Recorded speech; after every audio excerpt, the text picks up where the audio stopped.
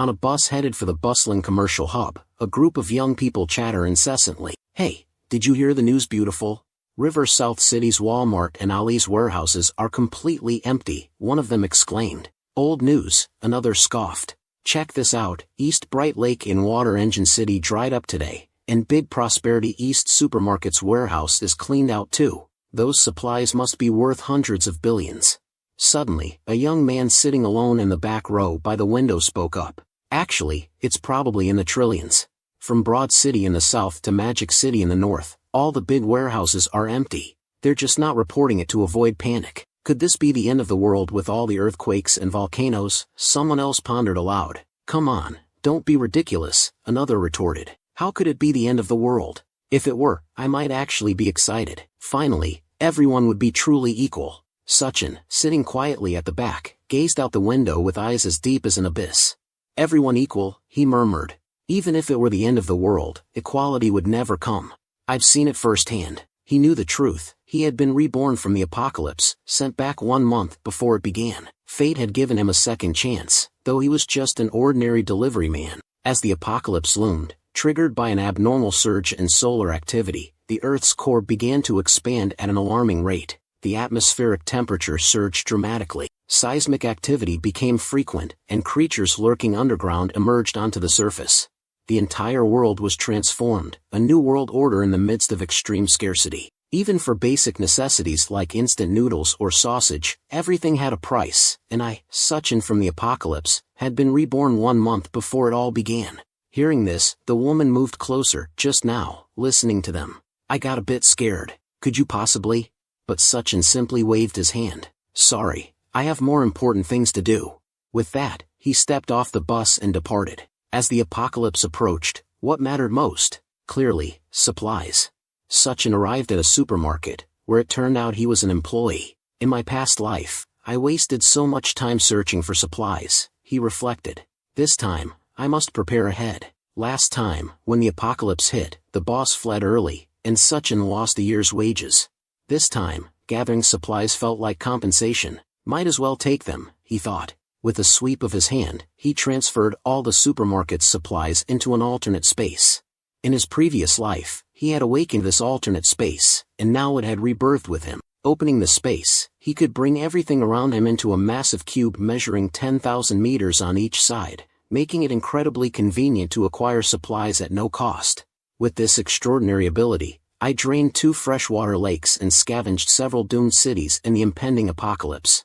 In this dire time, even a packet of instant noodles was a luxury, let alone fresh food. Time seemed frozen in this world where food stayed fresh indefinitely once stored.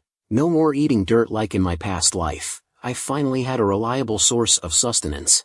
After checking my space inventory, I concluded it would last me a long time. Just then, the boss and 2 employees entered the warehouse to find it completely empty. The boss pointed accusingly at me and demanded to know where the supplies had gone. Sachin chuckled at the incredulous question. The items? I took them all. Enraged, the boss yelled, What have you done, you bastard? Get him! But before they could react, Sachin executed a spatial jump and vanished in an instant. The employees lunged towards him, but he slipped away effortlessly. Outside the warehouse, Sachin landed steadily. His alternate space wasn't just for storing supplies, it also allowed him to perform spatial jumps within a 3-meter range. This skill was invaluable in the apocalypse, enabling him to explore abandoned buildings for supplies and evade mutant beasts safely. Spatial jumping had become Sachin's lifeline in critical moments. Finally able to relax, he checked his phone. Trending searches and reports were filled with strange phenomena and vanished supplies. Amidst warnings of severe Earth movements and potential local disasters, the message urged calm and reassured the public that daily life would continue unaffected. Sachin scoffed at the screen, wondering if the government's attempts to prevent panic masked the impending apocalypse. Just as he settled to take a nap, a call interrupted him. Seeing Jiang Xiaoqian's name, Sachin tensed, then sighed and answered. Sachin, what's the meaning of disappearing like this? Acting like a child? And you've listed the house with an agent. Do you think I care about your house? What I want is your commitment. With no parents around, how can I feel secure without the house transferred to me? Her voice demanded urgency. Where are you? Come back quickly. I've spoken to Manager Liu. We can finalize the transfer today. Give me the house, and we can marry next month. Anything else? Her tone grew sharper. With that attitude, forget marrying me in this lifetime. I'm heading back to the commercial capital. We'll talk when I arrive. After ending the call, Sachin was flooded with memories and bitterness. In his previous life, he and Jiang Xiaoqian, along with others, had survived the apocalypse together, thanks largely to his rare abilities in spatial jumping and traversal. Sachin had always been cautious about concealing these abilities, knowing their value. Because of his spatial skills, he consistently located the most crucial supplies, upon which Wang Haoyu and Jiang Xiaoqian relied heavily. Without Sachin, they might have perished from starvation during those dark times. Once, in a grim twist of fate, Sachin and Wang Haoyu ventured out together in search of supplies and encountered a mutant beast. The creature savagely attacked Wang Haoyu, severing a major artery. Though they managed to kill the beast, Wang Haoyu's life hung by a thread as blood gushed uncontrollably from his wound. In a desperate bid to save his friend, Sachin instinctively retrieved bandages from his alternate space, items he had stowed away while gathering supplies. However, this act inadvertently exposed his ability to manipulate space, inviting unforeseen and deadly consequences upon himself. He still remembers the ugly faces and words of these two people just before he died. Once he's dead, the supplies in his alternate space will be gone. He will be able to return to his former home. His memories will definitely spill out. Exactly. Who knows what good stuff this dead lackey hid while he was out gathering supplies. Really looking forward to it. Now that this lackey is dead, the two of us don't have to sneak around anymore. Their callous words echoed in his mind, fueling his determination for revenge. This time, Wang Haoyu, Jiang Xiaoqian, you will pay dearly, Sachin muttered to himself, a simmering rage beneath his calm exterior. The pain I endured, I'll make sure you experience it 100, 1,000 times over. Taking a deep breath to steady himself, Sachin dialed Manager Lu's number. Hello? I'm fine with selling my apartment at half price, but I want cash. Right now. Upon returning to the commercial capital, Sachin headed straight to the real estate agency. Stepping out of the taxi, he spotted Jiang Xiaoqian waiting at the entrance, likely informed by Manager Lu about his call. Beside her stood Wang Haoyu, her supposed best friend and sworn brother. Sachin's mind raced with suspicions that perhaps their relationship ran deeper than friendship. Approaching with disdain, Wang Haoyu exploded in anger. Damn it! Who gave you the right to sell the house? Did you even ask my sister? Transfer the house to her right now, or this won't end well for you. Without hesitation, Sachin advanced, grabbing Wang Haoyu by the neck and forcefully slamming him to the ground. I can do whatever I want with my own property, he growled. Jiang Xiaoqian screamed in panic and rushed to pull Sachin away from Wang Haoyu. Let go! What are you doing? Help! He's killing someone. Her voice was frantic as she tried to intervene. But Sachin, consumed by rage and betrayal, reacted impulsively. He slapped Jiang Xiaoqian hard across the face. Shocked, she stumbled back and sat down on the ground, her cheeks swelling instantly, mind reeling in disbelief. Wang Haoyu, terror-stricken and struggling to breathe, could barely muster words. Let go. His voice was strained, fear evident in his eyes as he stared at Sachin. Sachin held Wang Haoyu's gaze with a chilling calmness. You won't die too quickly, he uttered coldly, a cruel smile flickering across his lips. With a sudden release, Sachin let go of Wang Haoyu, who coughed violently, still in shock. As Sachin turned away and walked towards the real estate agency, Wang Haoyu struggled to recover, his mind haunted by the memory of Sachin's menacing smile. Wang Haoyu clutched his neck, coughing painfully. His legs trembled, and his distress was evident. Jiang Xiaoqian's anger simmered as she looked towards where Sachin had gone. Sachin, kneel down and apologize before I get angry. Otherwise, you'll never marry me in your lifetime.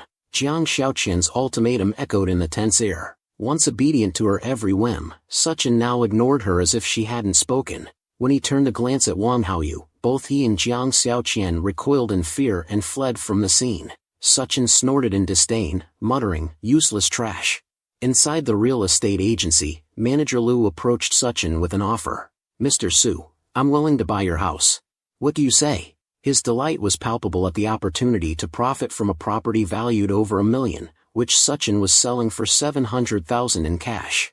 All right, Sachin replied coolly. But I want all the money today. Manager Lu eagerly agreed. Yes, I'll call my colleague right away. We'll sign the contract and transfer the money immediately. Despite ongoing global disasters, life in the commercial capital remained relatively unaffected by earthquakes, tsunamis, or volcanic eruptions. Government assurances maintained order, ensuring daily life continued undisturbed. After securing the cash, Sachin returned to his neighborhood. At that moment, Sachin noticed a flyer advertising fast loans posted on a telephone pole. Curious and in need of immediate cash, he hailed a taxi and swiftly arrived at the loan office. Inside sat a stout, middle-aged man whom Sachin recognized after a moment's pause. It was Wang Haoyu's older brother, Wang Dihai. Memories surfaced of seeing him during the apocalypse, where Wang Haoyu had often followed his lead. Sachin had been unaware of Wang Dihai's involvement in predatory lending until now. Handing over the deed to his house, Sachin watched as Wang Dihai scrutinized it with narrowed eyes. "This house isn't worth much. I can only loan you 500,000, Wang Dihai stated matter-of-factly. Thinking quickly, Sachin replied, "Add another 100,000. I need it urgently. I promise to repay within a week after making a profit." Wang Dihai's eyes gleamed with recognition of a gambler's spirit, a type he found particularly profitable. These types, he thought, would even sell their own parents once they're in. He leaned forward with a smile. "My loan company aims to help those in desperate need. Since you're in a rush, I'll lend you 600,000. But you'll need to sign an IOU for 1 million. That's our standard procedure." Sachin wasted no time and promptly signed the contract, receiving the money right away. As he exited the office building, not far away, Wang Haoyu and Jiang Xiaoqian stepped out of a car, the former now in fresh pants, still seething with anger. "Sis, don't stop me this time. I have to make that bastard pay," Wang Haoyu fumed. "He dared to hit me. I'll have my big brother kill him." Jiang Xiaoqian, equally furious, countered, "If you kill him, what about the house? It's worth over 1 million. Do you have that kind of money?" As they walked towards the building, Jiang Xiaoqian suddenly spotted a familiar figure. "Look, isn't that Sachin?" she exclaimed. Wang Haoyu frowned, recognizing Sachin. "It's that bastard. What's he doing here? Let's follow him. I want to see what he's been up to lately." Meanwhile, Sachin was already in a taxi heading towards the Green City Hotel. In his memory, the Green City Hotel had weathered numerous natural disasters without succumbing, unlike other buildings affected by seawater backflow and sudden freezing coal impacts. Renowned as a star-rated establishment, it boasted an exceptionally well-equipped presidential suite, complete with a swimming pool. Sachin considered it an ideal base for long-term living amidst the chaos of the apocalypse. While warehouses were practical for supplies, Sachin decided there was nothing like freshly made hot dishes and approached a waiter at the Green City Hotel. "Hello," Sachin began calmly. "I would like to order 1,000 banquet tables." The waiter was taken aback. 1,000? How many?" "Yes, 1,000 tables," Sachin confirmed. "I'll take them at 10,000 per table." The waiter quickly calculated, astonished. "That's 10 million in total. Could you provide a deposit?" "I'll give you a 500,000 deposit," Sachin replied nonchalantly. The waiter, Lu Xinrui, appeared slightly troubled by the large sum. 500,000 deposit, all right. Without hesitation, Sachin transferred the money and left his contact details for delivery arrangements. Curious, Lu Xinrui inquired, "Mr. Su, are you arranging a wedding?" Thinking quickly, Sachin nodded. "Yes, it's for a wedding. Also, please book a presidential suite for me." Lu Xinrui's eyes sparkled with opportunity. "Certainly, we have availability. The room fee is 13,000 per night if you book now." Sachin completed the transaction smoothly, leaving Lu Xinrui impressed and starry-eyed. Sachin himself felt fortunate. Spending 10 million on food was a strategic move, secured with just a 500,000 deposit. As for the remaining balance, in an extreme heat apocalypse, something as simple as an ice cube could be invaluable. Satisfied with his arrangements, Sachin left the Green City Hotel. Shortly after, Jiang Xiaoqian and Wang Haoyu arrived at the hotel and saw Lu Xinrui busy in the lobby. Curious, they approached her to inquire about Sachin's visit. "Hello, we're curious about the person who was here just now," Jiang Xiaoqian began. "What was he here for?" Lu Xinrui looked momentarily puzzled. "Are you referring to Mr. Su just now?" Jiang Xiaoqian nodded eagerly. "Yes, Sachin, my boyfriend." Lu Xinrui discreetly assessed Jiang Xiaoqian, silently pondering why wealthy people seem to favor individuals like her. "Your boyfriend? Oh, you're really lucky. He just booked 1,000 banquet tables here at 10,000 per table. He paid a 500,000 deposit up front. You are truly blessed." Jiang Xiaoqian was incredulous. "No, that can't be. He has the money to book a 10 million banquet?" Lu Xinrui nodded earnestly. "Absolutely. Sometimes, The actions of wealthy individuals may seem mysterious, but there's always a method to their decisions. Wang Haoyu glanced from Jiang Xiaoqian to Lu Xinrui, eyeing Su Qin with disdain. That lackey, Su Qin, he's really loaded, Lu Xinrui remarked, brandishing a recent transaction receipt. Look, $500,000 just wired. The details of how Jiang Xiaoqian and Wang Haoyu exited the hotel eluded them. Wang Haoyu booked 1,000 tables. Who's he inviting? Jiang Xiaoqian queried, shooting a glance at him. You don't get it. He's wealthy and I'm his official girlfriend now. It's about my status, she asserted, her chest swelling with pride. Wang Haoyu, envious, reached out before Jiang Xiaoqian could elaborate. So, what's the plan? Jiang Xiaoqian considered. A chance encounter. Let's play it off as accidental and see what Su Qin is up to. In their minds, they had already assumed the roles of affluent spouses. Meanwhile, Su Qin casually checked his bank balance on his phone. He earned $700,000 from selling his house, took out a $600,000 loan, and spent $500,000 on meals. However, his earlier shopping spree didn't cover essentials. With only an $800,000 deposit remaining, Su Qin saw online loans as a necessary opportunity. Once home, he immediately began downloading over 80 apps and snapping photos 30 times. He successfully secured $970,000 through loans ranging from $30,000 to $30. Satisfied with his achievements that day, Su Qin wasted no time. He urgently ordered fireplaces and ice machines online, reaching out to a smokeless coal factory and the local ice plant. His survival in the impending extreme temperatures hinged on these items. The smokeless coal would arrive directly from the supplier, while Su Qin planned to visit the ice plant the next day. He promptly purchased 2,000 tons of smokeless coal, totaling $5 million. Su Qin had initially sent a $500,000 deposit, with the balance due upon delivery of goods. The following day, he prepared to visit the ice factory after arranging to purchase 2,000 tons of ice. As Su Qin was about to leave for the factory, he suddenly spotted Jiang Xiaoqian and another girl approaching him. Su Qin? Long time no see, Jiang Xiaoqian greeted with a hint of familiarity. I've been thinking about you these past few days. Su Qin glanced at the girl beside Jiang Xiaoqian, recognizing her as Li Na, a university classmate and Jiang Xiaoqian's best friend. The memory of Li Na's involvement in Jiang Xiaoqian's attempt to take over his house flashed through Su Qin's mind. Thinking about me? Su Qin questioned skeptically. About what? My house?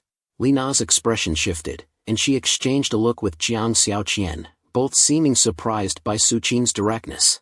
Oh, Su Qin, Jiang Xiaoqian interjected, her tone turning more serious. I was just testing you before. You really didn't understand? And to get physical with me? Do you know how upset I was? Su Qin, clearly uncomfortable, attempted to leave, but Jiang Xiaoqian suddenly stepped forward and grabbed his arm. Su Qin, aren't you off work today?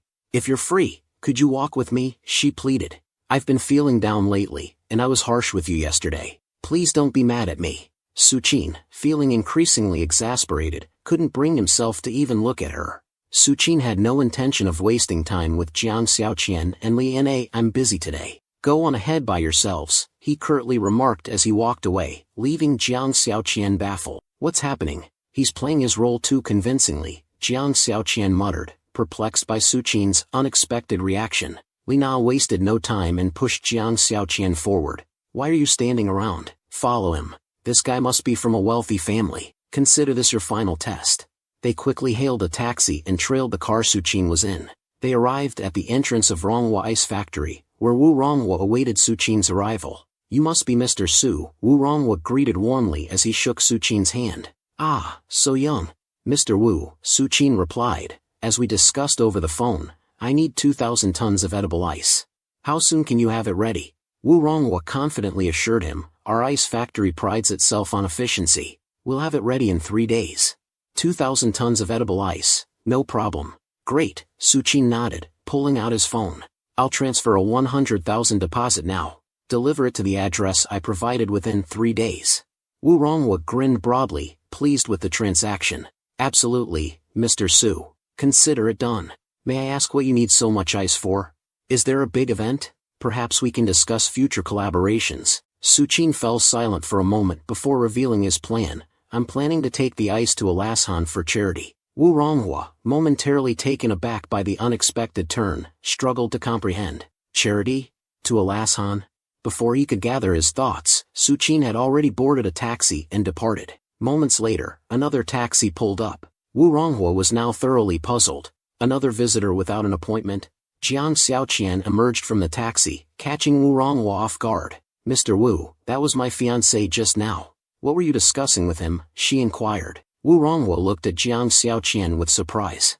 "Fiancé? Is this some kind of detective drama?" "Yes, Mr. Su just ordered 800,000 worth of ice from us." Jiang Xiaoqian was stunned by the revelation. While unsure of Suchin's intentions with such a large quantity of ice, one thing was clear: Suchin must possess significant wealth. He must be incredibly wealthy, she murmured to herself. Curious, Lina chimed in, "Boss, what kind of big business is Suchin involved in?" Wu Ronghua explained Suchin's plan to take the ice to Alashan for charity. Both Jiang Xiaoqian and Lina were left bewildered by Suchin's unexpected charitable gesture. Later that day, Suchin returned to town and headed straight to a well-known local restaurant, the Elegant Forest Music Restaurant. In his past life, consumed by the demands of everyday existence, Suchin never indulged in visits to upscale music restaurants, let alone finding time to unwind in a quaint cafe with a good book. But this time, as the apocalypse loomed, he had resolved to embark on a journey to Alashan for charitable purposes and to finally take a moment to relax.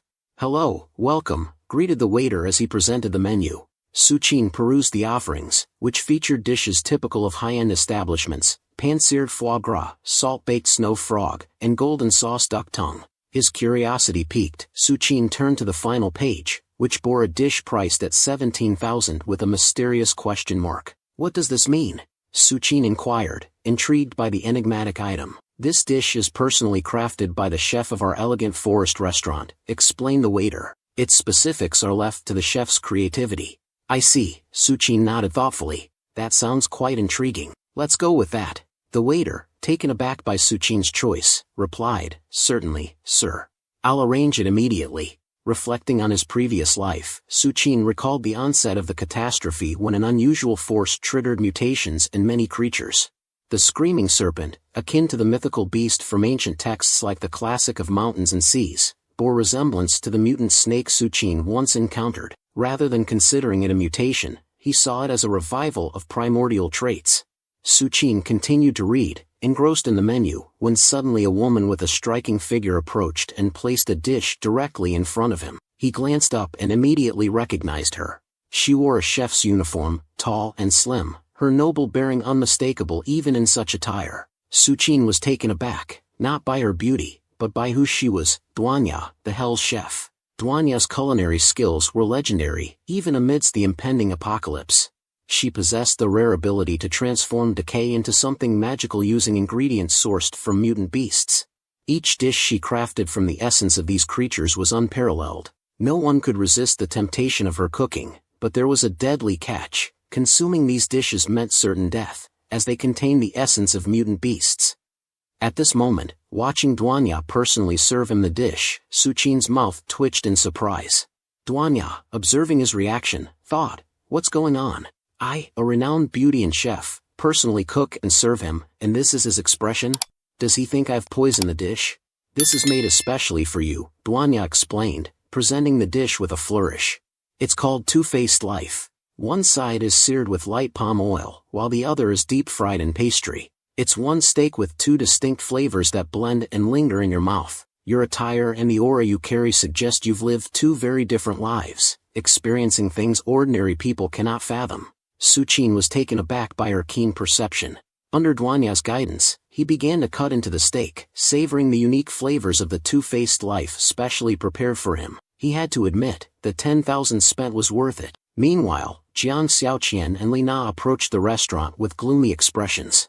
As they neared, Lina spotted Suchin sitting by the window, engaged in conversation with Duanya. "Xiaoqian, your husband is definitely a rich second generation," Lina whispered excitedly. "That's Duanya, the head chef of Elegant Forest Restaurant. I've heard that her dishes start at tens of thousands." "Your husband is ordering Duanya's dishes in there," Lina whispered to Jiang Xiaoqian. Although Jiang Xiaoqian had mentally accepted Suchin's wealth, seeing him dining elegantly with Duanya's attentive guidance left her feeling uneasy. This further solidified her determination: she had to become a rich wife, no matter what. That night, Suchin headed to Century Bar, a favorite hotspot among the youth and a significant gold mine in the commercial capital. The bar was infamous for stories like that of a wealthy second-generation individual who once spent over $2 million on a round of drinks for a bartender. The bartender took her commission, quit her job, and disappeared the same day, leaving the rich patron with nothing to show for his extravagant spending. Suchin walked in alone and booked a booth with a minimum spend of $50,000. Soon, colorful drinks began flowing in. Though he had never frequented such places before, his experiences living through the apocalypse had steeled him. No scene could intimidate him now. Suchin's actions quickly attracted the attention of many gold diggers. Soon, a few girls approached him, giggling. "Handsome, are you alone? Can we join your table?" one of them asked. Suchin glanced over at the three girls. They were scantily clad with curvy figures. Two of them wore heavy smoky makeup, obvious veterans of the bar scene. The third girl, petite and wearing a crop top, looked timid and seemed fascinated by her surroundings. The woman pouring drinks leaned in and whispered, "Big brother, we actually came out with Yoon. Her boyfriend cheated on her. What a jerk. Just because she wouldn't sleep with him, he cheated with an older woman. It's really disgusting. Do you guys really care that much about sleeping with women?" Suchin smiled and replied, "It's human nature, a reproductive desire, etched in our bones and genes." Suddenly, Yoon downed her drink in one gulp and then looked at Suchin. "Handsome, are you single?" she asked. Suchin nodded, and Yoon's eyes lit up. "Big brother, have you ever had a one-night stand?" Under the influence of alcohol, Yoon boldly grabbed Suchin's hand. At that moment, Jiang Xiaoqian and Li Na walked in and witnessed the scene. "Suchin, what are you doing? Is this cheating?" Jiang Xiaoqian exclaimed. Reacting swiftly, Suchin grabbed Yoon and ran upstairs. They entered a room, and Suchin locked the door. He quickly shook Yoon to sobriety and casually advised, "Don't go out these next few days. Also, being love-struck doesn't suit places like this. Forget it. There's no next time." After Suchin was left with just over $50,000 from his spending, the items he had ordered online began to arrive. Notifications came in about the delivery of 20 large fireplaces and 10 large ice machines. Suchin arranged for them to be transported to the warehouse, instructing the movers on where to place them without blocking the entrance. As the machines were unloaded, a crowd gathered in the warehouse.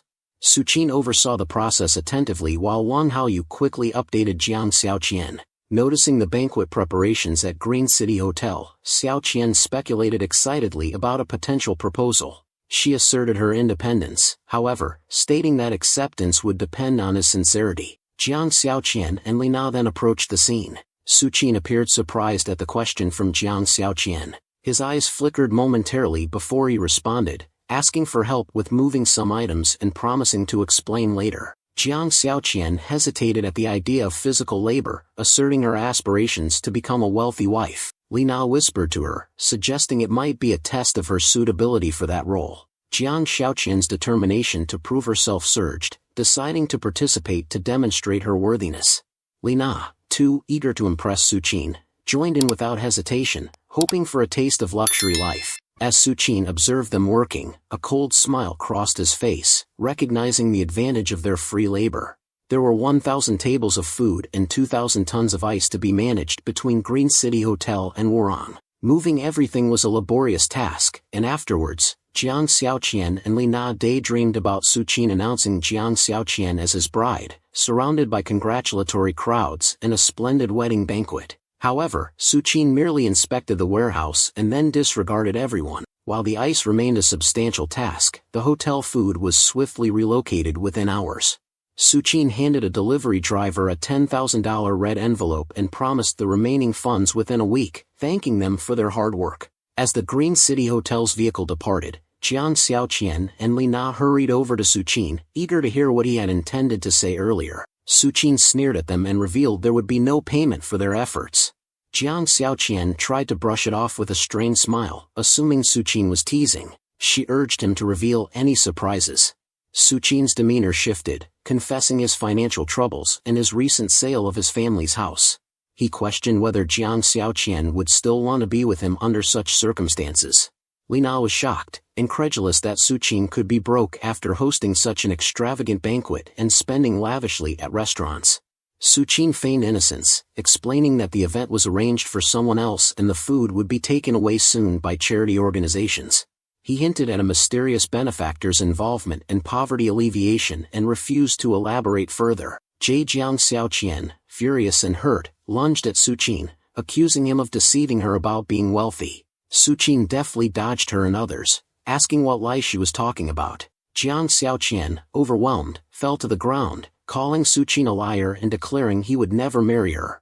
Suchin sneered at her, dismissing her as a gold digger, which only fueled Jiang Xiaoqian's rage. She vowed revenge, shouting threats at Suchin. Unfazed, Suchin mocked her and retreated into the warehouse, closing the door behind him. Inside, he stored everything into a different dimension, preparing for what was to come. Meanwhile, at the Green City Hotel, Wang Dihai chuckled at Jiang Xiaoqian's expense, suggesting she would live a good life with little effort. Proud of his influence in the commercial capital, he enjoyed having Jiang Xiaoqian by his side. But his joy turned to anger when he noticed Suchin nearby, casually eating. Wang Haoyu, seeing this, was shocked and immediately furious. Wang Haoyu informed Wang Dihai, "Big brother, that's the kid who attacked me before." Wang Dihai approached Suchin with surprise, recognizing him. "Damn, it's you, kid," he exclaimed. Wang Haoyu, astonished, asked his brother if he knew Suchin. Wang Dihai pointed at Suchin, revealing that Suchin had mortgaged his house with him and borrowed $600,000. He emphasized that it was time for Suchin to repay the debt. Wang Haoyu chuckled menacingly upon learning that Suchin had borrowed money from his brother, seeing an opportunity to settle old scores. Jiang Xiaoqian, feeling relieved that she had distanced herself from Suchin earlier, was shocked by his true nature, thinking he had taken a bank loan rather than a high-interest loan from Wang Haoyu's brother. Li Na whispered her disbelief at Suchin's audacity in taking such a loan, suggesting he was asking for trouble. Despite the threatening presence of Wang Dihai and his group, Suchin remained calm, seated and unbothered. He calmly asked, "Is there a problem?"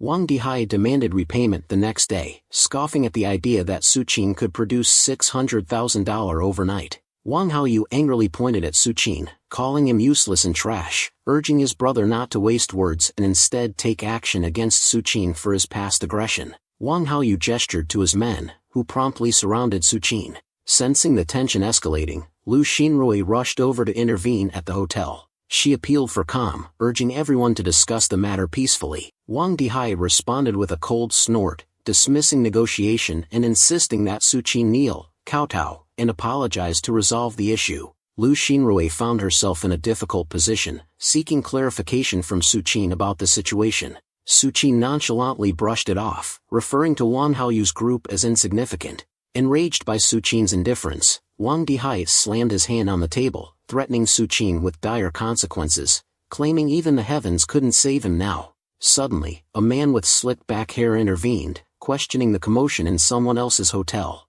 All eyes turned towards him. Wang Dihai appeared surprised, recognizing him as brother Chan. Suchin also looked closely and was startled to recognize him as Gao Chang, someone unexpected to encounter here. In his past life during the apocalypse, Gao Chang wielded significant influence in the commercial capital, with Duanya serving under him. Suchin suddenly recalled hearing about ancestral mutations occurring in certain areas before the apocalypse fully struck, and Green City Hotel was one of these places. This knowledge had influenced Suchin's choice of the hotel. Now, seeing Gao Chang benefit from this unique location, Suchin felt a twinge of regret but resolved that this opportunity belonged to him now. Gao Chang glanced at Suchin once more before departing, finding him intriguing. With a soft chuckle, Gao Chang led Duanya into a room, addressing her respectfully as boss son and complimenting her beauty. Suchin returned to his room and checked the time, having already modified the balcony curtains to reflect sunlight, a tactic he and Jiang Xiaoqian had used in their last life to survive the scorching apocalypse in a basement hideout. After leaving her behind once more, unexpectedly she found herself here. It was time to settle both new and old scores. Time passed slowly, and the night grew darker. However, the moon hung exceptionally bright in the sky, casting a silver-white glow over the earth. Many people emerged from their homes to gaze at the unusually radiant moon, which seemed as bright as the sun itself. Some even commented on the heat, wondering why the night felt warmer than the day. Wang Haoyu brought Jiang Xiaoqian out to witness this extraordinary spectacle. "Qian, do you see that? My love for you shines as brightly as the moon in the sky," Wang Haoyu exclaimed excitedly, pointing upwards. Jiang Xiaoqian felt a surge of disdain in her heart. Su Qian, observing the scene, muttered under her breath, "Your love is about to burst." As if in response to Su Qian's words, the moon suddenly intensified in brightness, becoming overwhelmingly dazzling. The air temperature surged instantly, causing panic among those outside who hurried back indoors. The moon now hung in the sky like a second sun, radiating intense heat. Night turned to day in an instant, an apocalyptic blaze, eternal daylight. The apocalypse had arrived, and at that moment, he poured himself a glass of wine and raised it to the moon in the sky. "Welcome to the apocalypse once again, Su Qian," he toasted. Meanwhile, chaos reigned in the hotel lobby. The perpetual daylight had drawn many spectators there, marveling at the spectacle. Suddenly, several frantic individuals rushed in, desperately seeking water. Spotting the lobby's fish tank, Wang Haoyu and a few others plunged into it, drenching themselves before regaining composure. As they caught their breath, Wang Haoyu realized someone was missing. "Where's Big Brother?" Wang Dihai was already blistered from the intense heat. Panic spread among the onlookers. "Big Brother, are you okay? Get the burn ointment, quickly." On the other side, Duanya hesitated over the wine handed to her. "There must be something wrong with this wine. I absolutely cannot drink it. But what should I do?" Suddenly, a terrifying heat wave surged from behind Duanya, prompting her to swiftly put down the cup. Wang Dihai and Gao Chang were alarmed. "Boss son, something's not right here. Let's go downstairs and see what's happening." Duanya narrowly escaped disaster and finally breathed a sigh of relief. Back in the hotel, a crowd had gathered in the lobby. Lu Xinrui attempted to pacify everyone. "Please, everyone, remain calm. We've contacted the rescue team. Stay here and wait for their arrival." Someone in the crowd erupted, shouting, "Wait? Wait my ass.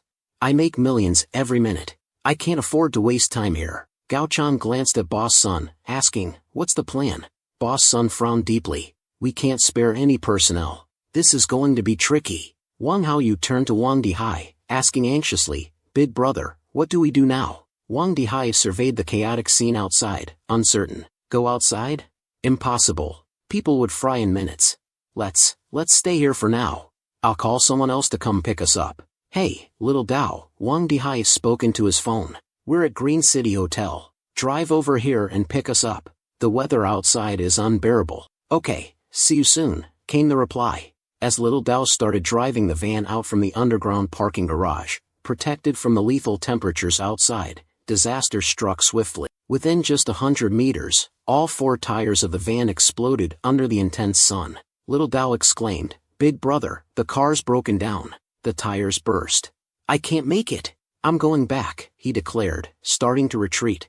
But he hadn't gone far before his rubber shoes began to melt underfoot. The saw snagged on the ground, causing him to stumble. Sounds reminiscent of sizzling meat crackled through the phone, followed by an eerie silence. Meanwhile, in Su Chen's room, the air conditioner hummed steadily at 25 degrees Celsius.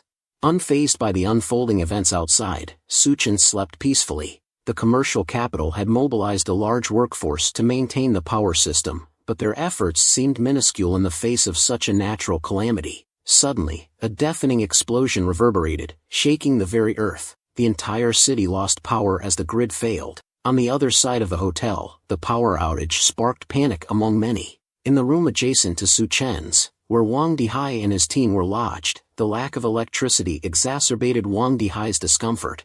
"Damn it! What's happening here? Why is there no power?" he grumbled. Jiang Xiaoqian reacted swiftly. "I remember Su Chen's presidential suite has a swimming pool. We could take refuge there." Moments after the power outage, Su Chen felt a wave of heat enveloping him. He got up, fetched 2 standing air conditioners from storage, and connected them to a large battery, quickly cooling down his room. Though he had a generator, using it now seemed impractical. The power outage would be particularly taxing for Wang Dihai's hefty frame, likely drawing attention and potentially causing trouble. Then, he fetched a large basin and placed 2 sizable ice blocks in it to further cool the room. At that moment, a bottle of whiskey materialized in his hand. He poured a measure into a glass, added ice cubes, and savored the comforting chill. In such circumstances, a glass of chilled whiskey was a rare luxury. Su Chen then conjured a modest feast. For the first day of the apocalypse, let's keep breakfast simple, he mused. Suddenly, there came a loud banging on the door. Su Chen frowned instinctively. The sound alone conveyed ill intentions. As the door swung open, a rush of cool air greeted Wang Dihai. The sensation was heavenly for someone naturally averse to heat. The coolness felt like a refreshing downpour. But the next instant, Wang Dihai's eyes widened at the sight of 2 large ice blocks in the room, still powered and maintaining cold. "Quick, vacate the premises," someone demanded urgently. "Leave now on your own. Don't make us remove you." In that dire situation, being thrown outside could indeed be deadly. Wang Dihai sneered, "Kid, you owe me 600,000 from before. It's payback time now. Vacate this room for me, and I'll consider it interest for these few days." With these words, he began to stride towards the room. Suddenly, a cold pistol materialized in Su Chen's hand. His finger tightened, and a bullet pierced Wang Dihai's stomach. A searing pain radiated from the wound, and Wang Dihai looked down incredulously at his belly where blood slowly seeped out, accompanied by intense agony. "Don't move," Su Chen warned, keeping his gun aimed at Wang Dihai. His decision not to kill them wasn't about mercy, it was about making them suffer through what lay ahead in the apocalypse. The power had just gone out, and the real drama was only beginning. Behind Wang Dihai, Wang Haoyu, Jiang Xiaoqian, and a few others stood in shock. A real gun? Where did Su Chen get it? Wang Dihai staggered back, his eyes filled with veins. "All right, you win. I give up." Wang Dihai turned to leave slowly, but Su Chen's hand didn't hesitate as he pulled the trigger again. Another gunshot echoed, and the bullet found its mark in Wang Dihai's thigh. A scream tore from his lips, his body shaking uncontrollably. If the pain in his stomach hadn't been clear before, it was agonizingly obvious now. Watching Wang Dihai half kneel in agony, Su Chen spoke coolly, "If you're leaving, then leave. No need for theatrics. Think you're tough?" Wang Dihai fell silent, fear gripping him that another word might provoke another bullet from Su Chen's gun. Su Chen narrowed his eyes at the group. "I'll count to 3. Disappear from my sight." Meanwhile, Gao Chang's gaze flickered. He stood and motioned to Lu Xinrui. "Go. Prepare 10 days' worth of food and bring it to our room." Lu Xinrui hesitated. "Food? We don't have that much left." "What? How can a hotel run out of food?" Gao Chang demanded, his nerves on edge. The shipment was expected today, and a recent booking for a 1,000-table banquet had depleted most of the food supplies. Boss Sun slammed his hand on the table. "Then bring up whatever food is left to me," he shouted, expecting compliance. Others nearby voiced their discontent. "What do you mean by that? Why should all the food go to you? What will the rest of us eat? Just because you're rich doesn't give you the right to hoard everything. If you're so wealthy, why don't you leave? Food should be shared equally." At that moment, Wang Dihai and his companions descended the stairs, visibly shaken. Gao Chang immediately noticed Wang Dihai's injuries, gunshot wounds on his body and leg. Frowning, Gao Chang asked, "What happened to you?" Wang Dihai didn't mince words. Gritting his teeth, he replied, "Upstairs. Some kid somehow got a gun and shot me without warning." "Damn," Gao Chang muttered in disbelief. Jiang Xiaoqian interjected hastily, "That guy's room has air conditioning and ice. I even saw him drinking chilled wine." Her thoughtless comment sparked fury among those present. Jiang Xiaoqian's reasoning was straightforward: if she couldn't enjoy the cool comforts, then neither should anyone else. "Are you serious, little girl?" someone snapped. "He has electricity and ice blocks in his room?" Suddenly, Jiang Xiaoqian recalled something Su Chen had mentioned about buying ice blocks and food. "He definitely has ice blocks, lots of them," she affirmed. "I remember he bought several truckloads and stored them in an old warehouse on Old Warehouse Street. There's plenty of food there too, all in that warehouse." At that moment, someone shouted angrily, "Why does that kid still have ice blocks and air conditioning while we suffer here? Let's go up and make him give them up. Let's confront him. I feel like I'm in a sauna, and that kid gets to enjoy air conditioning." Meanwhile, Su Chen was asleep, only to be abruptly awakened by a series of loud knocks on his door. As he opened it, a rush of cool air swept out, instantly refreshing everyone standing outside. The middle-aged woman's eyes widened in delight as the cool breeze hit her sweaty body, making her feel rejuvenated. Just then, the chubby boy fixated on the fried chicken and beer Su Chen had set on the table. He attempted to squeeze past Su Chen into the room, pleading, "Mommy, fried chicken. I want fried chicken." Without hesitation, Su Chen pushed the chubby boy back. "Control your child, or I'll have to do it for you," he warned firmly. The middle-aged woman pointed accusingly at Su Chen, scolding, "What are you doing? Why are you hitting our child?" Feeling the slight relief from the coolness inside Su Chen's room, everyone's frustration seemed to intensify even further. The doorway was crowded with people, tensions escalating dangerously. Just as things threatened to spiral out of control, a gunshot shattered the air. The bullet found its mark on the speaker's head, causing blood and brain matter to splatter everywhere in a gruesome display. Crimson sprayed onto those nearby, staining their clothes. The lifeless body crumpled to the ground. Suchin's voice cut through the chaos, cold and unyielding. I don't have many bullets. But you? You only have one life. By now, Wang Dihai had already succumbed to his injuries amid the oppressive heat and gunfire. Wang Haoyu's eyes widened with fury. Suchin, it's all your damn fault. Under Suchin's intimidating presence, the crowd reluctantly retreated to the lobby, subdued. Only Jiang Xiaoqian and Li Na remained behind. Suchin, just let us in, and I'll agree to marry you, Jiang Xiaoqian pleaded desperately. A cold chuckle escaped Suchin's lips. Then come in. But before they could move, Wang Haoyu rushed forward, fueled by rage. Suchin, you're dead. In an instant, Suchin produced a baseball bat. Anyone who crosses this threshold must die. With a powerful swing, he sent Wang Haoyu flying several meters, knocking him unconscious. Jiang Xiaoqian and Li Na recoiled in fear. Maybe we shouldn't go in, Li Na whispered nervously. It's not so bad out here. Then leave, Suchin retorted sharply. If you stay, you might end up dead. Suddenly, the roar of engines echoed from outside. Not far away, modified tracked vehicles with heat-insulated windows drove down the road and halted directly beneath the hotel. People clad in fireproof suits and armed with loaded guns emerged from the vehicles, making their way toward the hotel entrance. Make way, please. Excuse us, one of them called out. Is Academician Lu Xunwei here?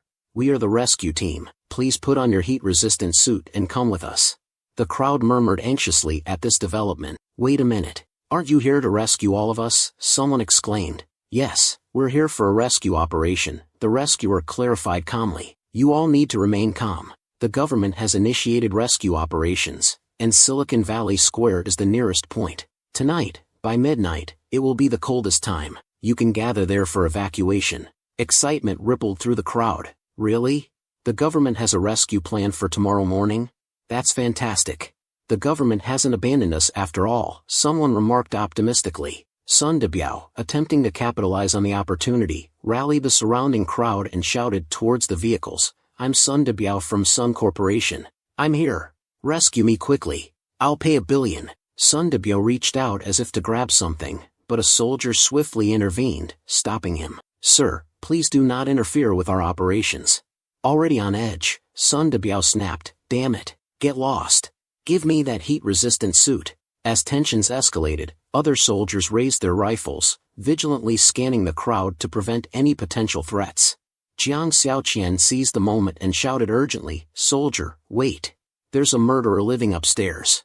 Li Na chimed in quickly, adding fuel to the fire. Yes, he's armed and dangerous. He's already killed several people and tried to assault us yesterday. Please, you have to stop him. Don't let him escape. The soldier hesitated, clearly thrown off by this unexpected turn of events. How had a murderer ended up here, and how did he come to possess a firearm? He turned to his comrades. I'll stay here to investigate. Once it's handled, we'll regroup.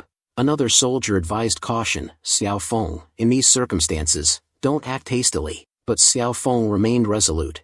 I know what I'm doing. With determination, Xiao Feng removed his own heat-resistant suit, handing it off to his comrades. Armed and ready, he prepared to ascend the stairs to confront the alleged murderer. Jiang Xiaoqian concealed her satisfaction at seeing Xiao Feng stay behind. If he managed to neutralize Su Chen, they could take refuge in his room until the rescue arrived. Slowly and cautiously, Xiao Feng ascended the stairs, every step calculated and wary, scanning his surroundings for any sign of danger. Lu Xiaofeng suddenly noticed a hidden camera, perplexed by its operation considering the citywide power outage. As he hesitated, the door in front of him swung open unexpectedly. Before he could react, something was hurled towards him. He glimpsed a symbol on the object and instinctively tried to shield himself, but he was too slow.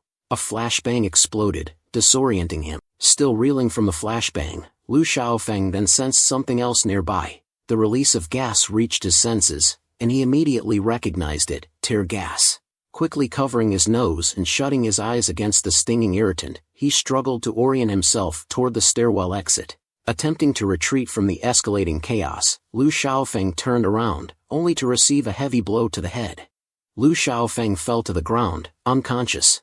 Gradually, he regained consciousness, but his eyes were still streaming with tears, and he couldn't open them immediately due to the lingering effects of the tear gas. He noticed an unusual coolness on his skin and realized he was tied up. Enduring the soreness in his eyes, he slowly opened them and saw a man examining his equipment. Army Infantry Brigade, Special Forces Deputy Team Leader, Liu Xiaofeng. The credentials are correct, aren't they? The man said. Liu Xiaofeng, stripped of his uniform, faced Su Qin, who was cautiously assessing the situation. Upon hearing Su Qin declare his Special Forces identity, Liu Xiaofeng's face flushed with anger and confusion. Air conditioning? Ice? Who exactly are you? And how did you get guns and flashbangs?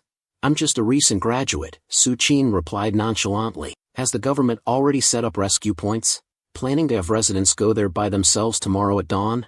Liu Xiaofeng, still struggling to comprehend the situation, finally spoke. How do you know? Su Qin nodded slightly. This matches what I knew from before. Although the temperature will drop significantly at dawn, being exposed to the moonlight for more than 10 minutes will still cause fainting. Many people will die on the way to the rescue points. Liu Xiaofeng responded, there's no other way. We've established safe zones, but it's difficult to modify rescue vehicles, and many people can't hold on any longer. So, we have to let the residents head to the rescue points by themselves tomorrow morning. Here's a piece of advice, Su Qin said. Tell your experts or whoever leads. Before traveling at night, it's best to wrap yourselves in thick blankets or heavy coats and try to avoid exposure to the sun, especially your skin. Liu Xiaofeng was astonished by the revelation. Su Qin untied him and returned his belongings, demonstrating a grudging respect for Liu Xiaofeng's position. Su Qin warned him that while he spared him this time, he would not tolerate future challenges. Liu Xiaofeng left, pondering the risk of calling for backup, but he knew that Su Qin was prepared with advanced defenses, including a sentry gun tower with facial recognition cameras, making retaliation impractical. Outside, someone noticed Liu Xiaofeng was missing his gun. Sun Debiao, frustrated, struck Gao Chang in anger, criticizing him and his followers for their inaction. The tension among them was palpable, with one follower questioning how long they had to endure Su Qin's dominance. Gao Chang, still hopeful for the restoration of order, emphasized the importance of maintaining their connections for future leverage. Amid this, Su Qin approached them, highlighting the chaos in Gao Chang's misguided hope for order. His appearance with a bucket of ice left Gao Chang and his followers stunned. Seeing the ice cubes, they realized there must be more valuable items hidden. If they killed him, everything could be theirs. In an instant, Su Qin pulled out a submachine gun and held it under the follower's chin. Gao Chang quickly tried to smooth things over with a nervous laugh, suggesting they discuss the deal calmly. Su Qin clarified that he wasn't trying to expel Gao Chang but wanted him to leave a few people behind, Jiang Xiaoqian, Li Na, and Wang Haoyu. He insisted they not go to the safety zone. After finalizing the deal, both of them took a piece of ice and started savoring it. Having been stuck for 3 days, this was the first time Su Qin felt relief. They agreed to his demands for now, planning to kill him later and claim the room. Their moment was interrupted when Sun Debiao discovered the ice and kicked them. He accused Gao Chang of hiding ice blocks and threatened him with death if he didn't share his finds voluntarily next time. Frustrated, Gao Chang watched as Sun Debiao grabbed the ice. Turning to Duanya, Sun Debiao mocked her for not taking off her clothes despite the heat, expressing his interest in her and demanding she come upstairs with him. Gao Chang tried to intervene, suggesting Sun Debiao's behavior was excessive. In response, Sun Debiao roared at Gao Chang, questioning his audacity and reminding him of his place. But in the next moment, Gao Chang unexpectedly made his move, plunging a dagger straight into Sun Debiao's neck. Su Qin declared that in these chaotic times, death was inevitable. He asserted his new leadership, stating that everyone else could either go to the rescue point or die there. Su Qin quietly observed the scene from upstairs, noting that his words had an impact. He mused about accelerating the process to see if Gao Chang's opportunities would arrive sooner, as he had been the boss in Su Qin's past life. Besides Su Qin, Jian Xiaoqian and another person eagerly watched Gao Chang. Jian Xiaoqian greedily eyed the bottle in Gao Chang's hand, hoping it contained ice water. Li Na also repeatedly agreed, promising they would do anything if Gao Chang could give them ice. Gao Chang initially frowned at their request, intending to refuse.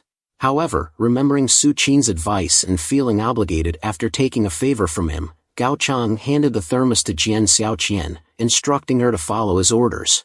Jian Xiaoqian joyfully took the thermos from Gao Chang, quickly opening it and trying to pour the water into her mouth. Li Na reached out to grab it, insisting they save some for her. Inside the hotel, people had finally reached midnight. Despite the blinding light outside, the temperature had dropped slightly, and many people were wrapping themselves in blankets. Gao Chang and his group prepared to leave the hotel, having tight control over the resources. They knew they wouldn't survive much longer there, and heading to the relocation site still offered a glimmer of hope. Jian Xiaoqian and Li Na also wanted to wrap themselves in blankets and leave. Old Cat approached them, questioning their intentions. He reminded them that Brother Chang had given them the ice water and now they wanted to leave, which didn't make sense. He insisted that they should stay and fulfill their promise to do anything, suggesting they spend time with him first. As many people began to rush outside wrapped in blankets, the harsh reality set in. Since Gao Chang had taken control of the supplies, he hadn't given them any water or food. Staying in the hotel meant dying of thirst, while going to the rescue point might offer a chance to survive. However, it was hotter outside than expected. Even with wooden boards tied to their shoes, they could still feel the heat of the ground. At this moment, an old lady stumbled and fell. When her hands touched the ground, they sizzled like frying meat, and she emitted a sizzling sound. She tried to stand up, but the intense heat glued her flesh to the ground, tearing off the skin on her hands. In such dire times, survival took precedence over everything else, even family. The night passed, and by morning, Wang Dehai and Sun Debiao's bodies resembled shriveled apples. Their outer skin had yellowed or even charred, but the corpses hadn't completely disappeared. Under the scorching sunlight, a strange creature emerged from their remains, a drought demon. Su Chen recognized this creature from his past life.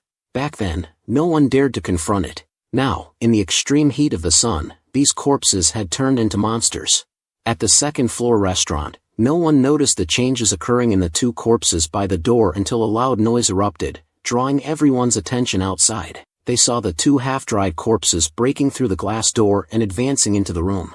The sight left everyone stunned. They thought they were witnessing zombies. In the chaos, someone asked Gao Chang what to do. Instead of answering, Gao Chang pushed Wang Haoyu towards the approaching corpses. The high temperature emitted by the corpses roasted Wang Haoyu alive. At this moment, a figure emerged from the crowd, drawing astonished looks. Was this person attempting to deal with the zombies? The thought arose that if he succeeded in killing the zombies, they could then kill him. Su Chen stepped forward, explaining that in the apocalypse, corpses exposed to sunlight mutate but aren't zombies and don't spread the virus. He referred to them as drought demons. Reflecting on his past life, Su Chen recalled that Gao Chang likely killed this person, leading to the creation of the first drought demon driven by revenge against Gao Chang. Wang Dehai, on the other hand, became a drought demon because Su Chen had killed him. Without hesitation, Su Chen charged directly at the drought demon transformed from Sun Debiao. Swinging his long knife, he slashed Sun Debiao, causing a crystal core to pop out of his head. Su Chen knew this crystal core could bring about superhuman abilities. He grabbed the crystal core and immediately leaped up, kicking Wang Dehai towards the crowd. Su Chen used a knife to lift Sun Debiao's head, then stuffed it into his backpack before turning towards the staircase. "You guys have fun," he said. Gao Chang quickly reacted, yelling at the others, "What are you staring at? Kill him! Kill this monster!" In his desperation, Gao Chang grabbed Wang Haoyu, who was still stunned from the heat, and threw him towards Wang Dehai. Meanwhile, Su Chen entered a room on the 4th floor. In the apocalypse, crystal cores occasionally appeared inside the skulls of dried corpses and mutated beasts. They were extremely rare, not even 1 in 100. Su Chen cleaned the crystal core with clear water, then placed it in whiskey and swallowed it down with the liquor. The moment the crystal core entered his body, Su Chen felt an intense, violent heat coursing through him. His hands, originally fair, turned a faint blood red, as if wrapped in strands of blood. Explosive power began to spread inside him, seemingly ready to burst his body at any moment. This sensation lasted for half an hour, during which Su Chen felt as if all his internal organs were burning.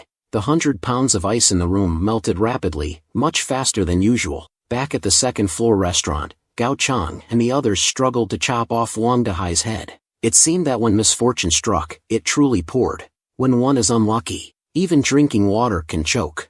During the struggle with Wang Dehai, Gao Chang and the others accidentally knocked over water bottles.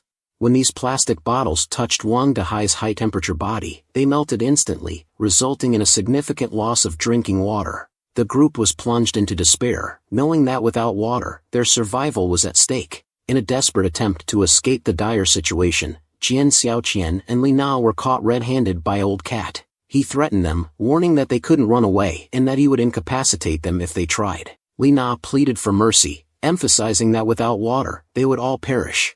She offered a plan to deal with Su Chen, suggesting that if she were allowed to go to the rescue point, she could lure him into an ambush using Jian Xiaoqian, who was Su Chen's fiancé. Upon hearing this, Jian Xiaoqian reacted with shock and disbelief, accusing Li Na of betrayal. Li Na defended herself, admitting hunger and demanding food before cooperating. Gao Chang, observing this exchange, grew visibly darker in expression, implying he had a grim solution to their predicament. Jian Xiaoqian, stunned by Gao Chang's implication, turned towards Li Na with a determined expression, taking a fruit knife from Gao Chang and approaching Li Na. Seeing Jian Xiaoqian advance with the knife, Li Na panicked and pleaded for her life, reminding Jian Xiaoqian of their sisterhood and urging her not to proceed. Jian Xiaoqian, unmoved, questioned their bond and shifted blame onto Li Na, ready to take drastic measures in the fight for survival. The scene left Gao Chang and the others stunned by the ruthlessness displayed by women in action. Li Na lay unconscious after being stabbed by her best friend.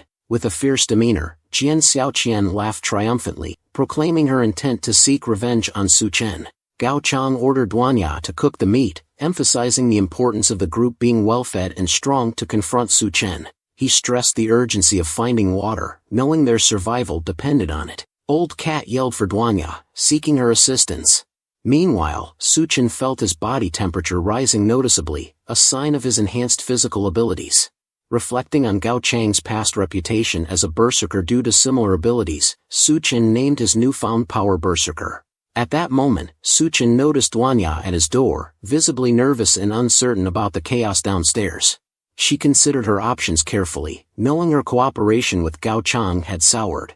Duanya hesitated but saw an opportunity to negotiate with Su Chen, knowing she had something valuable to offer. Su Chen, forgetting to dress properly, awkwardly greeted Duanya at the door, only to shock her with his casual demeanor. Embarrassed, he apologized, explaining the limits of his resources and their brief acquaintance. Despite his thoughts of gaining Duanya's cooperation, the atmosphere between them remained tense and awkward. Duanya blushed and spoke up, asserting, "I'm not just a chef. I'm also a distinguished graduate of Southwest Medical University, with a medical license and 3 years of surgical experience." Surveying the room, she noted its comfort, electricity and ice were luxuries. "I'm determined to prove my worth," she continued, considering the tempting offer to stay as a doctor despite scarce supplies and uncertain survival. "As long as you let me stay, I'll do whatever is needed," Miss Duan replied, granting her a place to stay under one condition: obedience without cunning. Duanya accepted, acknowledging her host's authority. "Understood," she replied. The scene shifted unexpectedly when she was asked to undress, leaving Duanya startled. "Are we starting now?" she questioned, then proceeded to the bathroom to shower. Inside the bathroom, Duanya cautiously turned on the tap and was pleasantly surprised to find water flowing. The room also offered electricity, food, and a bath, alleviating concerns about the hot weather, predators, and other people outside. Despite Suchin not being particularly gentlemanly, he promptly pulled out his phone upon Duanya's arrival and began monitoring the bathroom via surveillance video. After showering and dressing in the nurse uniform provided by Suchin, Duanya heard cries for help from outside. Old Cat's stern voice demanded that Suchin come out, threatening to break down the door if he didn't. Suchin sighed softly and opened the door, only to find a dagger thrust through the crack. At that moment, Suchin's reflexes surged, and he swiftly grabbed the attacker's wrist, thrusting the dagger into their throat. Gao Chang and his group were left stunned by the sudden violence. Jiang Xiaoqian struggled against Gao Chang's grip and lunged towards Su Chen, but Su Chen anticipated her mutated state and seized her by the throat. He recognized the signs: sharp teeth and a transformed appearance, evidence of her cannibalistic acts. Gao Chang and the others also revealed their sharpened teeth, embracing the grim reality of the apocalypse. "As long as we can survive, what's wrong with eating people?" Gao Chang questioned defiantly. Jiang Xiaoqian's ferocious grin widened as she savored the taste of flesh. "Ha, the flesh tastes so delicious. It fills my body with strength. Su Chen, I can't wait to taste you." Without hesitation, Su Chen kicked Jiang Xiaoqian out of the hotel corridor window. She desperately clung to the window's edge with her mutated claws, vowing not to let him escape so easily. But as sunlight bathed her, the intense heat caused her mutated body to writhe in pain, hanging precariously from the window's edge. Meanwhile, several of Gao Chang's underlings roared and charged towards Su Chen, aiming to overwhelm him before he could draw his gun. Seeing this, Su Chen stood motionless, weighing his options. He questioned the necessity of using bullets on these lesser adversaries. Suddenly, the lead underling lunged at Su Chen with a swift maneuver known as Angry Crow Takes Flight. Without hesitation, Su Chen swiftly raised his hand and fired, the bullet penetrating the underling's forehead. As the underling collapsed, Su Chen muttered to himself, "But I do enjoy a good waste." The remaining 3 underlings reacted swiftly, spreading out to surround Su Chen. One with long hair leapt above him, boasting of their enhanced strength, reaction time, and speed. Su Chen remained composed, calculating his next move. As the long-haired underling prepared to strike, Su Chen leaped up, seizing the underling's head. With calculated force, Su Chen executed a powerful slam, driving the underling forcefully into the floor. Observing another underling, Tao, moving in for an attack, Su Chen swiftly intercepted, grasping Tao's wrist and efficiently neutralizing the 2 underlings in front of him with a seamless 180-degree maneuver. Spotting Gao Chang, the group's leader, charging towards him with a raised fist, Su Chen acted swiftly. He seized Gao Chang by the neck, using his opponent's momentum to slam him forcefully into the wall with decisive strength. The force of Su Chen's impact shattered the wall, causing it to crumble under his strength. Suddenly, a dark figure emerged at the end of the corridor, crashing through the hotel's bulletproof glass and appearing before him in an instant. Recognizing her, Su Chen furrowed his brow slightly. Jiang Xiaoqian, now mutated to the 2nd stage, stood before him with blood-red eyes, emitting a menacing aura of rage and vengeance. Without hesitation, she lunged at Su Chen, driven by her intense emotions. Despite her ferocity, Su Chen swiftly incapacitated Gao Chang and his gang. However, the sight of Jiang Xiaoqian's monstrous form filled Duanya with concern as she observed from the doorway. Realizing she needed to support Su Chen without becoming a burden, Duanya swiftly retrieved a whip, determined to assist him in confronting the formidable threat. As Jiang Xiaoqian charged at Su Chen, her claws tore at his chest, but Su Chen's attire activated a latent power, the Berserker. Jiang Xiaoqian launched herself at Su Chen from behind, her teeth sinking into his flesh, only to find it as impenetrable as steel. Su Chen reacted swiftly, seizing her wrist and leaping to deliver a powerful stomp on her back. With calculated force, he tore off her arms, causing Jiang Xiaoqian to howl in pain as she collapsed to the ground. Su Chen discarded the severed limbs, intending to prolong her suffering in the apocalypse. Unexpectedly, Jiang Xiaoqian swiftly wrapped her tail around a nearby corpse and consumed it whole. Sharp spikes erupted from her body, and to Su Chen's surprise, her severed arms regrew amidst a ferocious roar. Duanya watched in disbelief, stunned by the unfolding spectacle. Su Chen, however, harbored a grim satisfaction in the face of Jiang Xiaoqian's regenerative abilities. With each successive assault, he methodically dismantled her, tearing off her limbs, one after another. Despite her rapid regeneration, Jiang Xiaoqian lay gasping on the ground, weakened by the relentless onslaught. Undeterred, Su Chen continued his assault, tearing off her limbs repeatedly. Each time he inflicted damage, he witnessed her body regenerate, even her eyes, tongue, and internal organs. It seems like everything but the head can regenerate, but why not after the 21st time? I was planning to dig out the eyes, but let's forget it. After all, I'm not a devil. Jiang Xiaoqian couldn't help but cry. Why? It's obviously for revenge, said Su Chen, as he ended Jiang Xiaoqian's life with a kick. Duanya, standing by, looked astonished. Su Chen, are you okay? But Su Chen turned around coldly. Are you ready? This really scared Duanya. Ready? For what? I was so brave just now. Shouldn't you be preparing to reward me? A reward? Here? During this chaos, Lu Xiaofeng, who was conducting a rescue operation at the Engineering University station, noticed a change in the weather. The scorching heat seemed to be cooling down, hinting at the possible end of the high-temperature apocalypse. However, his thoughts were interrupted when a large group of people appeared in the nearby street. The approaching crowd was quickly identified as mutated monsters, not survivors. There was no time to think further as the horde of zombies charged towards the rescue station. Seeing the threat, the female captain opened fire to suppress the mutated monsters while directing Lu Xiaofeng to evacuate the civilians at the station. Meanwhile, at the Green City Hotel, after dealing with Lu Ruyan, I decided to venture out. I alone understood that the current apocalyptic scenario was just the tip of the iceberg, and I needed to find a crucial item before the next catastrophe struck. Summoning an SUV from another dimension, I prepared for the journey ahead. In my past life, many individuals heading to rescue stations were transformed into drought demons by the moonlight. Their obsessive behavior led to the formation of attacking zombie hordes, resulting in countless civilian and soldier deaths.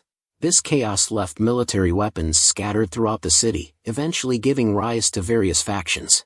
This time, I had to contend not only with the mutated drought demons but also with humans armed with firearms.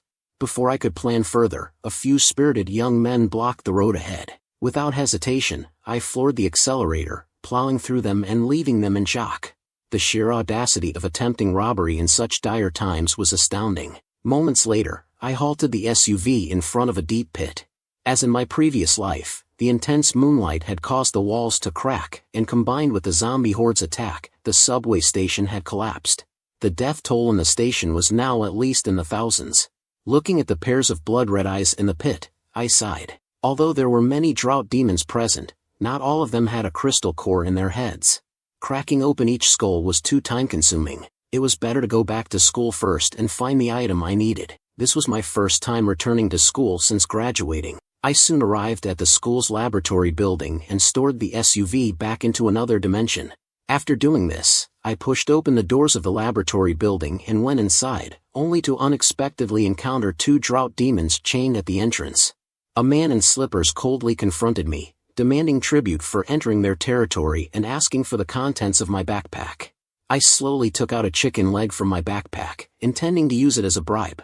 The three men's eyes gleamed at the sight of the chicken leg. At a time like this, having chicken legs was a rare luxury. Without hesitation, I threw the chicken leg in front of them. The three, once brothers, immediately started fighting over it, driven by their hunger. However, just then, I gently pulled the string in my hand, and the chicken leg returned to me. The men, realizing they had been tricked, picked up weapons and charged at me in fury. They saw my actions as an insult and were determined to make me pay for it. However, in the next second, I pulled out my gun.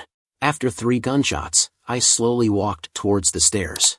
It was strange. I didn't remember there being so many desperate people. Perhaps my earlier warning had allowed more to survive. Moments later, I arrived at the herpetology laboratory and broke the lock on the door. The rotten odor in the air indicated that no one had entered recently, and many of the experimental snakes had starved to death. It didn't take long before I found what I was looking for, the 2.5-meter-long king brocade snake right in front of me. It had survived by eating the corpses of its fellow snakes.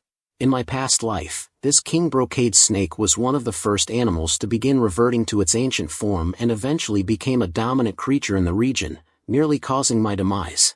A flood disaster was coming in a week, which would trigger its mutation again. The extent of its reversion this time was uncertain, but it could be troublesome if I couldn't overpower it. The wise eyes of the king brocade snake suggested it had evolved some intelligence, making me even more cautious.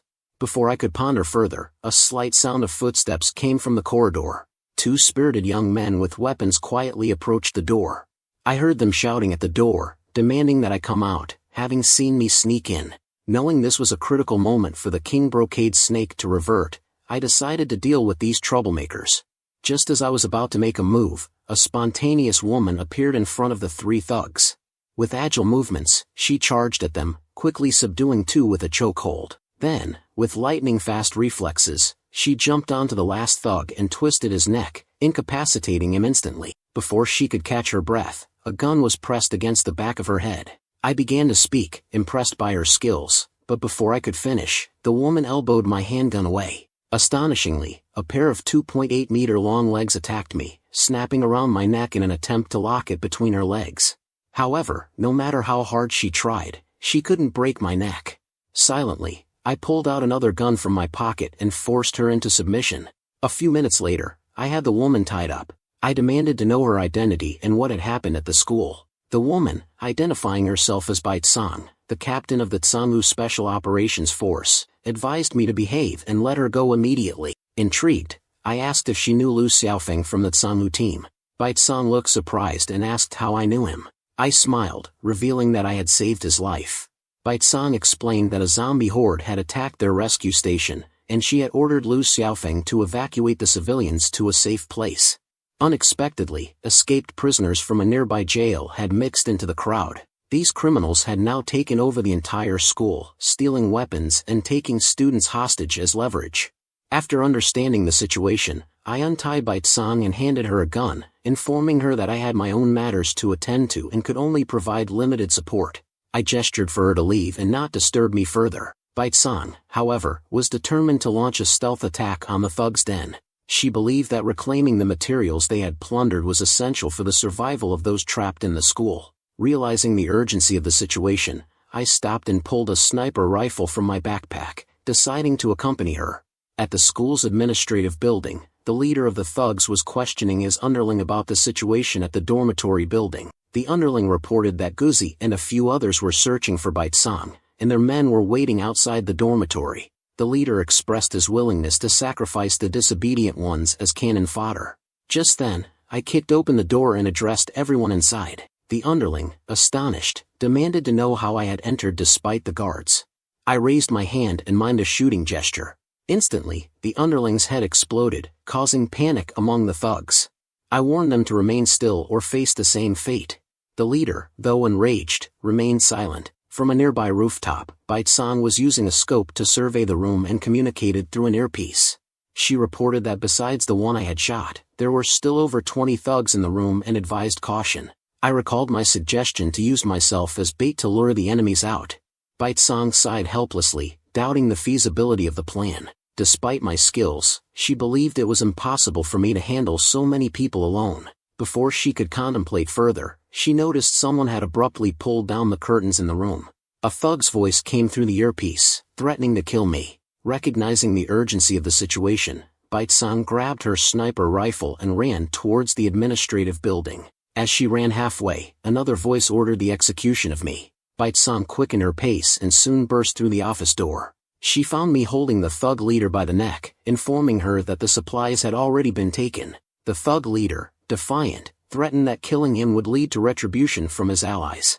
Ignoring the threat, I snapped his neck and remarked that his allies would soon join him. Seeing that I had dealt with the entire room of thugs left Baitsang incredulous. As the captain of a special operations force, she couldn't understand how the situation had been resolved so swiftly. I explained that my extensive training and the thugs' weakened state from hunger had facilitated the outcome. I did not mention that I had taken all the supplies myself, but indicated that sharing some might be possible depending on their performance. Baitsang then announced that we needed to go to the girls' dormitory, where Lu Xiaofeng and other students were gathered. As we proceeded, a body that had been hanging from the ceiling began to sway. The next moment, the body hanging from the ceiling slowly opened its eyes. Soon after, a masked man arrived at the administrative building, accompanied by a group of underlings. He muttered about the troublemaker's latest actions and wondered if he was dead this time. Noticing that the woman hanging in the office was still alive, he ordered his men to rescue her. He addressed the woman, who had been hanging there pretending to be a criminal for 2.5 days, and spoke of a close call with death and needing comfort. The masked man then pulled out a thorny whip and began to lash her back. After 2.5 minutes of intense whipping, the woman, known as Sister Na, showed a face of enjoyment, expressing that she was close to evolving. The masked man then asked Sister Na who had stolen his supplies and demanded the name of the thief. Sister Na's expression grew serious as she revealed that the thief was a man named Su Chen. Meanwhile, at the girls' dormitory building, Lu Xiaofeng looked at me and Baitsang with surprise. He was relieved that Baitsang had returned and questioned why she was with me. I pointed to his wound and offered to examine it, recognizing it as a scratch from a monster called the Clan, which contained viruses and bacteria that could be life-threatening. I realized hadn't come just to deliver medicine. I became serious, informing him of an imminent great flood. The extreme heat had caused glaciers to melt rapidly, leading to a surge of seawater that would soon submerge the entire school. Evacuation to higher ground was imperative. However, my warning about the impending flood was met with opposition from a girl nearby. Fan Qing, a well-known feminist and rich second-generation student who enjoyed creating gender conflicts, questioned the validity of my claims. She accused me of trying to deceive everyone and monopolize the school's resources. Her eyes then fixed on the bulging backpack I carried, and she reached out to grab it.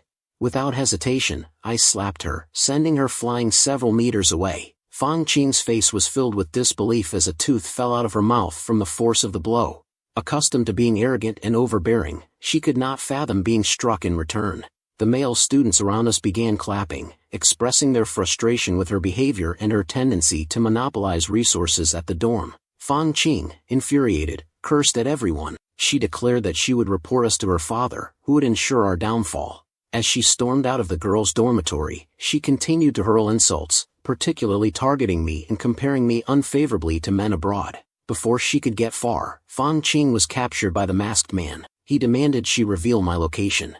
I left the girls' dormitory after leaving some supplies for Baitsang and the others. My priority was to wait for the king brocade snake to mutate and potentially gain the ability to control water.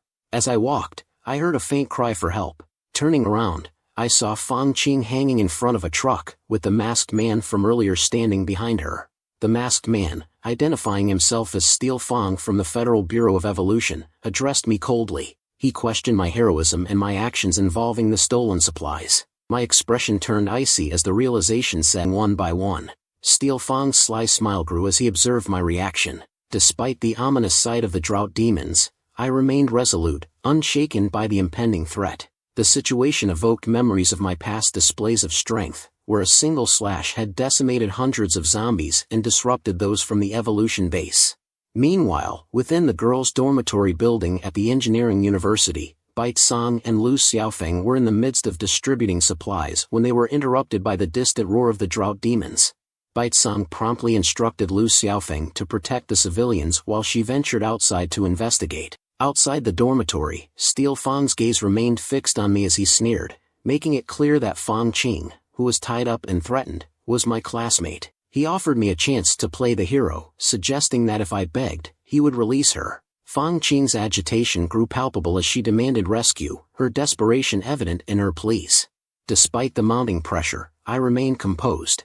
I acknowledged the possibility of rescuing her but insisted on asking a question first. Fang Qing's frustration intensified, her insults and demands growing more desperate. I responded with a cold dismissal, stating that while I was indeed a man, I wasn't the one suited to save her. Instead, I proposed contacting our foreign allies to seek their assistance in her rescue. Fang Qing's fury reached a boiling point as she lashed out, accusing me of seeking revenge over a trivial matter and declaring that she would never grovel or apologize. She deemed me a lowly man and insisted she did not need my help. I pointed out the approaching danger, urging her to remember her words.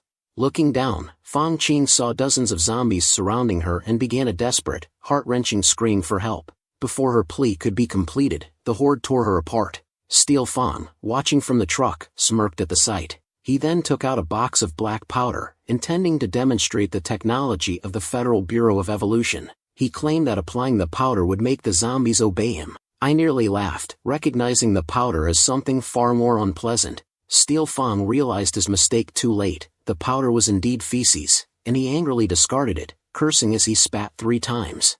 He then ordered the horde to attack and tear me to pieces.